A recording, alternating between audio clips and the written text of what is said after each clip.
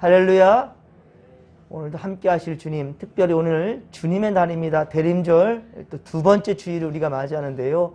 정말 우리 여러분들 항상 하나님 앞에서 코람되어 하나님 앞에 예배하는 것이 하나님 기쁘게 하는 것이고요. 또 우리가 복받는 길이라는 사실을 명심하시기 바랍니다. 마라나타 주 예수여 오시옵소서. 진짜 주님의 오심을 기다리며 말씀과 기도로 거룩해져 가는 우리 온 성도들 되기를 간절히 빌고 소망합니다. 특별히 오늘은 그동안에 멈췄던 성찬주의를 이제 거의 2년 만에 지키게 됩니다.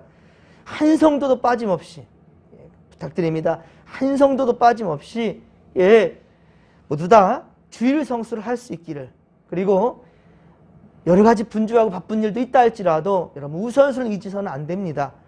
오늘만큼은 최선을 다해서 함께 성전에서 성찬을 받을 수 있기를, 그리고 대림절을 우리가 보낼 수 있기를 간절히 빌고 소망합니다. 오늘 우리가 함께 읽을 성경은 출애굽기 28장 31에서 43절로 코람되어 하나님 앞에서 성전을 지키며 제사를 관장할 대제사장 아론과 그의 아들들이 입게 될 그 복장에 대해서 설명하고 있습니다. 예복받침 겉옷과 또 끝에 다는 깃과 속옷, 그리고 속바지와 이마에 두르는 패까지 아주 구체적으로 설명되고 있습니다. 즉 하나님은 매우 섬세하게 옷의 양식들을 그렇게 정해주셨고요. 제사장의 복장에는 온통 하나님의 손길이 미치지 않은 곳이 없다는 말이에요. 머리부터 발끝까지 온 모든 상황 가운데 하나님께서 친히 개입하시고 그 손길이 미치고 있다는 것, 이거는 참으로 큰 은혜이지요. 그래서 제사장들의 존재의 의미를 한마디로 말한다면 바로 하나님을 생각하게 하기, 하나님을 생각하게 하기 라는 이 제목을 한번 붙일 수 있을 것 같습니다. 여러분들도 살아가면서 언행에 있어서 행동거지 하나하나가 여러분 모든 삶에서 그냥 바라봐만 봐도 정말 하나님의 은혜가 철철철 넘칠 수 있기를, 할렐루야. 어디를 가나 누구를 만나든지 여러분들이 진정 하나님의 백성이라는 것, 예수 믿는 사람이라는 것이 많은 사람들에게 자부심과 긍지로 보여줄 수 있게 되기를 간절히 빌고 소망합니다. 자, 이 제사장들이 입은 옷과 하는 일, 그리고 평소의 행동을 통해 보십시오. 이스라엘 백성들은 제사장을 생각할 때마다, 제사장을 바라볼 때마다 어때요? 하나님을 만나는 것 같겠지요. 하나님을 대하듯이 하시고 또 그가 주는 말씀들에 모두 하나님의 말씀으로 순종했다라는 거예요. 출애굽기 26장 1절, 출애굽기 26장 1절에 성막을 만들 때 배실과 청색, 자색, 홍색 실로 만들었다고 그랬죠. 그리고 출애굽기 28장 6절에 제사장의 에봇도 이 네 가지 실로 만들며 이 하나를 더했죠. 바로 금실, 그렇죠? 금색이 하나 더 첨부하게 되었습니다. 그런데 오늘 본문 31절에 보십시오. 31절에 보면 제사장이 입는 에봇 받침 겉옷을 만드는데 전부 어떻게 만들었겠습니까? 무슨 색깔로? 청색으로 만들었다고 그랬죠. 바로 하늘을 상징하는 색입니다. 하늘을 상징하는, 그러니까 하나님 앞에 설 때 이 제사장은 바로 하나님 나라에 가는 거예요. 하나님 나라. 그만큼이나 얼마나 떨리고 또 기쁨과 그 기쁨이 또 백성들을 대신하여 나가는 그 무거움이 있겠습니까? 이것은 무릎 아래, 어쩌면 바로 발목까지 드리워지는 바로 긴 옷이었습니다. 또 머리가 들어가는 구멍, 이 머리가 이제 들어가는 구멍은 갑옷깃과 같이 단단하고 튼튼했다라는 거예요. 32절에 보면, 그렇죠? 그리고 아랫단에 청색, 자색, 홍색 실로 석류를 수놓은 것과 또 특이한 것이 있습니다. 석류를 수놓은 것과 더불어서 금방울이 번갈아 가면서 하나씩 간격을 두고 달아졌다라는 거예요. 금방울은 실제로 소리가 울렸는데, 이 금방울의 용도가 무엇이었던가? 이 용도, 왜 금방울 소리가 나게 했던가? 이 금방울 소리가 나면 바로 하나님의 거룩하심으로부터 이 아론을 안전하게 지켜주셨다라는 거예요. 이스라엘 백성들은요 감히 하나님 앞에 설 수가 없었습니다. 물론 지금과는 전혀 다르지요. 바로 예수께서 돌아가실 때 성소 휘장이 찢어지면서 모두가 다 이제 주 앞에 설 수 있어요. 하지만 이때 이 시대는요, 아주 하나님을 경외하는 이 두렵고 떨리는 마음인 거예요. 그리고 또 모든 백성들을 대신하여서 아론이 성소와 지성소까지 나아갈 수 있었어요. 그러니까 이스라엘 백성들은요, 이 하나님 앞에 온전히 나갈 수 없는 상황 가운데 아론이 나가게 되는데, 바로 이 금방울 소리가, 하나님 앞에 나아갈 때 금방울 소리가 울리게 되고, 그리고 나올 때 또한 역시 움직일 때마다 이제 이 소리가 나게 되는 거니까요. 그래서 35절에 보듯이 아론이 여호와를 섬기러 성소에 들어갈 때와 그리고 성소에서 나올 때 그 소리가 들리면 백성들은 그가 살았구나, 아이고 우리 대제사장이 살았구나라는 것을 알게 된다는 거예요. 하지만 만일 이렇게 방울 소리가 나지 않는다 한다면 죽은 것으로 생각했다라는 거예요.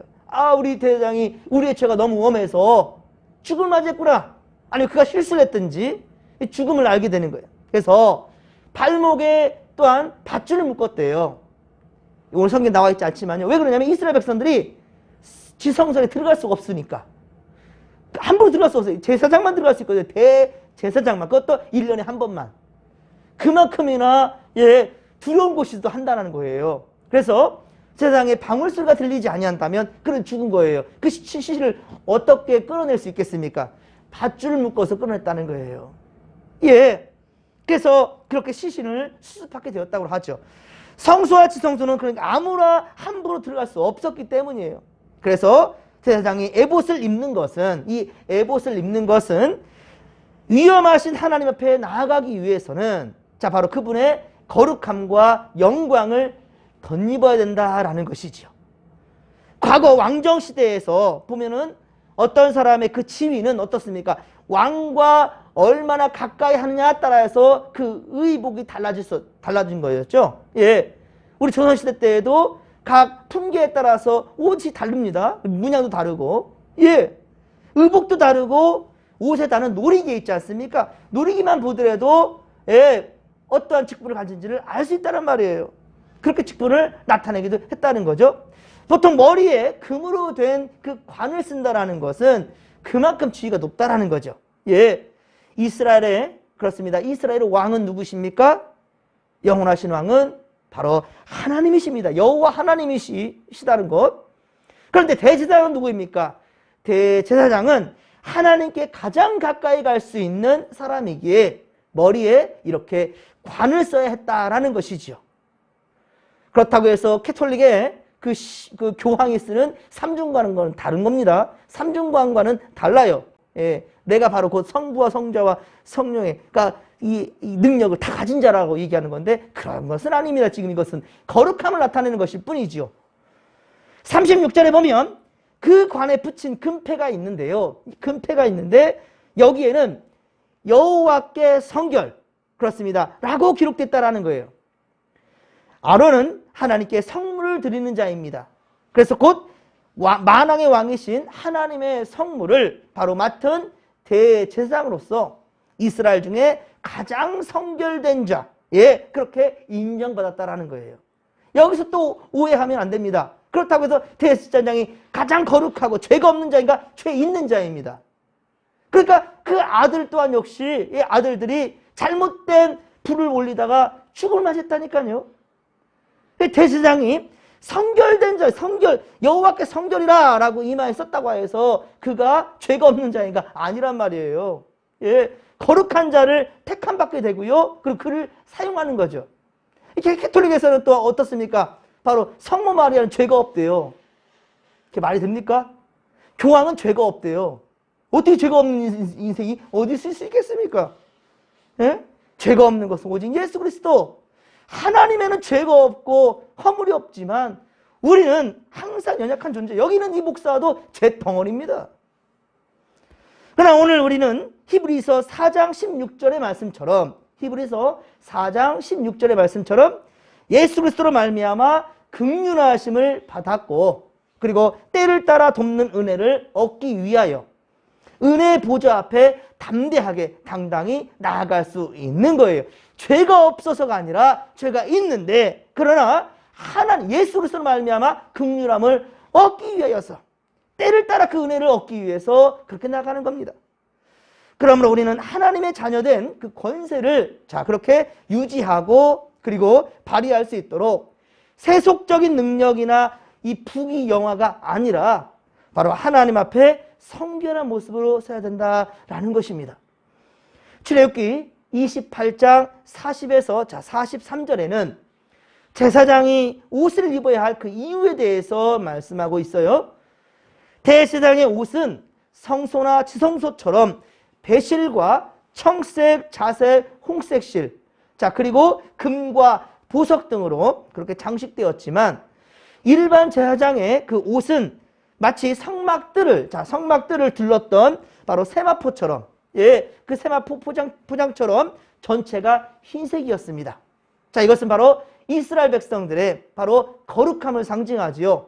그리고 우리 예수께서 성탄의 그 기쁨을 누리는 그 절기, 성탄절과 그리고 부활절에 우리가 승리와 거룩함, 성결함을 의미하는 바로 흰색, 그것을 우리가 생각해 볼 수 있겠습니다. 아론과 그 아들들은 제사장의 옷과 속바지까지 그렇게 갖춰 입어야만 바로 성소와 지성소에서 이렇게 섬길 수가 있었던 것입니다. 그러나 그들이 하나님 앞에 정결했기 때문에 성소에서 섬길 수 있는 것은 아니었습니다. 그러니까 죄가 없어서 이 일을 감당하는 게 아니란 말입니다. 다른 사람과 동일해요. 모든 죄인과 같단 말입니다.